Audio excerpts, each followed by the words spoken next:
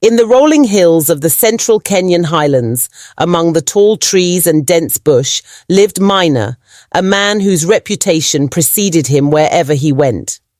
At 47, he was one of the wealthiest men from the Kikuyu community, a master of trade who had become somewhat of a legend in the region.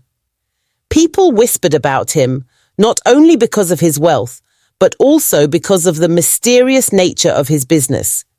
He dealt with rare, exotic merchandise that no one quite knew where he obtained. He was a man of many secrets, but his family, his wife, and his children walked through their village with heads held high, their pride matched only by the respect they earned from others. Maina's business was so mysterious that even foreigners had taken notice. White men, businessmen from faraway lands, had come in search of him, eager to understand where his treasures came from. They were cunning, sharp, and relentless, but Maina was always one step ahead. For weeks they tried to track him down, but every time they got close, Maina would disappear into the shadows like a ghost, leaving them frustrated and confused. One chilly morning, 3 of them, 2 Germans and an Englishman, arrived at Maina's homestead. They had come not only to meet him, but to convince him to divulge the secret of where he sourced his rare goods.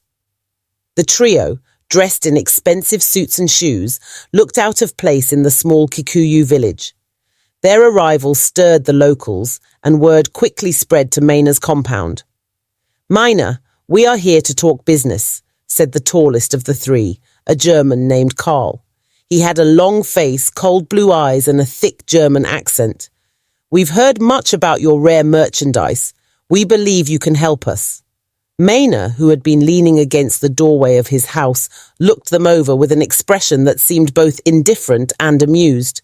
He had heard of these men. His sources in Nairobi had warned him about them. "I am always open to talking business," Maina said smoothly. "But I don't trade with just anyone. You must show me that you are serious." The Englishman, a wiry man named Richard, spoke next. "We've done our research. We know you have something very valuable, and we believe it can make all of us rich. All we ask is that you show us where you get your goods." Maina chuckled softly. "Rich? You don't know the meaning of wealth." He took a long drag from his cigarette, exhaled slowly, and let the words hang in the air. "You come from far, but I am not a fool. If I share my secrets with you, it will cost more than you can pay." The Germans exchanged uneasy glances. They had expected a different reaction. They were used to strong-arming people, intimidating them even if they had to use trickery. They had not anticipated that Maina would be so confident. Karl, the German with the cold eyes, leaned forward. "Don't be difficult, Maina," he said sharply. "We know you have the goods. If you don't want to cooperate, we can always make things unpleasant for you." Maina's gaze turned cold and his posture stiffened. "I don't scare easily, my friend," he replied. "If you want to learn my business, you will come to my terms, and I will decide when and where we meet." The tension in the air thickened.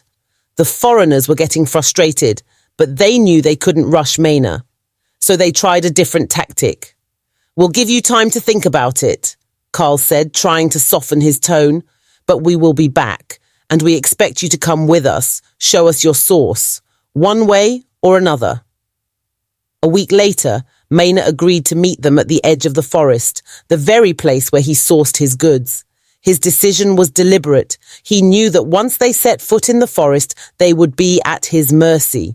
He had been in these hills all his life, knew every rock, every river, every tree. The white men, on the other hand, were strangers to the land. They arrived early in the morning, a heavy mist clinging to the ground as they entered the dense forest. Maina was wearing his usual attire, simple but practical. His face was calm, almost unreadable. He led them deeper into the forest, where the trees grew thick, their branches entwined to block the sunlight. "Where is this place you've been telling us about?" Richard asked impatiently. Maina smiled, his eyes glinting with mischief. "Patience, my friend, all in good time." The forest was eerily quiet, save for the occasional rustle of leaves or the distant call of a bird. The men followed Miner, who moved effortlessly through the undergrowth as if he were a part of the forest itself. "We've been walking for hours, Maynard," Carl said, his frustration beginning to show. "You're not wasting our time, are you?" Maynard stopped and turned to face them. His expression was unreadable. "This is where I get my goods," he said simply, "but you need to learn the ways of the forest first. It's not a place for the faint-hearted." The white men looked at each other, unsure whether to trust him. Carl spoke again, his voice now tinged with a threat. "You're playing games, Maynard. If you don't show us what we want, we will make you regret it." Maynard nodded slowly, as if considering their words. "Very well, but there's no turning back once we go further." He motioned for them to follow. As they ventured deeper into the forest, the men began to notice something odd. Miner was deliberately leading them in circles, as if they were getting lost on purpose. His casual stroll through the thick forest seemed effortless, but the foreigners were growing more and more disoriented. "Maynard, what is this?" Richard said, his voice edged with panic. "We've passed this same clearing 3 times now. What are you playing at?" Maynard glanced back, his smile almost imperceptible. "I told you, the forest doesn't reveal its secrets easily, but if you're impatient, perhaps you'll learn the hard way." The men were clearly rattled now. Carl pulled out a gun from his jacket and pointed it at Maynard's waist. "Enough games," he snapped. "Show us the way, or we'll make you regret this." Maynard remained calm, his hands raised in a gesture of submission. "I am not lost. You are." Before the men could react, Maynard feigned a stumble, as if his foot had slipped on a wet rock. In an instant, he disappeared from view, sliding down a steep embankment toward a river below. "No!" Carl shouted. "He's gone over the edge!" The men rushed to the precipice and peered down into the steep gorge. They saw Maynard's body disappear into the bushes by the riverbank.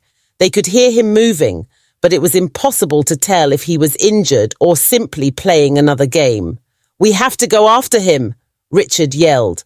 But as they scrambled down the slope, they quickly realized they were lost. The trees seemed to close in on them, and the forest that had once seemed so majestic now felt scary. As they struggled to find their way, panic set in. The white men had underestimated Miner's knowledge of the forest. They tried to retrace their steps, but the more they walked, the more disoriented they became. The thick undergrowth tangled around their legs, and the trail had vanished behind them. The once calm sounds of the forest were now replaced by the distant growls of wild animals. It was only a matter of time before they would become prey themselves. Night fell quickly, and the air grew cold. The 3 men huddled together, frightened and exhausted. The sound of snapping twigs and rustling leaves made them jump, their minds running wild with thoughts of lions or hyenas. "Mina!" Carl yelled into the darkness, his voice cracking with fear. "Where are you? This isn't funny anymore." But Maynard didn't answer. He knew they were in trouble. He knew the forest better than anyone. He had used his knowledge of the land to his advantage, leading them into a trap of their own making. By the time the first light of dawn broke through the trees, the men were desperate. They had no food, no map, and no idea where they were. They stumbled through the forest, their faces gaunt with exhaustion, until they finally heard a voice. "Looking for something?" Maynard's voice called out from behind a cluster of trees.